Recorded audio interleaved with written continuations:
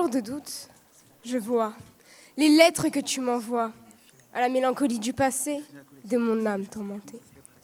D'un temps heureux, à la coulée d'une larme, tu déposes les armes. Dans un monde où la guerre fait ravage, aux soldats pleins de courage, regardez-les dans le blanc des yeux, telle est la couleur de leur drapeau. Pour apporter paix et bonheur, au lieu de sacrifier leur vie dans cette horreur, en vous épuisant à défendre votre nation, dans n'importe quelle condition. Aux éclats de sa voix, fait naître l'armée, autour d'elle, traçant des lignes enflammées. Superbe en sa colère, c'est elle, la guerre. Des adieux déchirants par la volonté d'un tyran. Mais qui est cet homme pour entaillir son espèce, pour qu'en un battement, il disparaisse? Une civilisation sacrifiée, notre société bafouille sa vérité. Un peuple brisé, livide et mort plus qu'à moitié. Des questions règnent encore. Va-t-on blesser, tuer un peuple qui nous a offensés? Au fond d'eux, la violence prend feu. Elle veut éclater en une vengeance destructrice.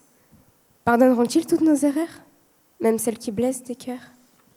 En ce jour de pluie, pensant à toute cette folie, la lumière qui reflète nos corps reflète la noirceur de notre cœur. Alors, pour tous ces grands hommes, ma plume s'est posée. Rendons leur hommage avec cette minute de silence.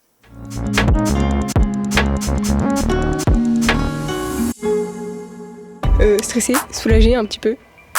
J'ai peur. Ouais, je me dis après, sélectionnée ou pas, ça fait peur. En vrai, je trouve qu'elle était mieux que la première fois. Mais je pense que j'aurais pu faire mieux si j'étais moins stressée. Il parlait de la guerre en général.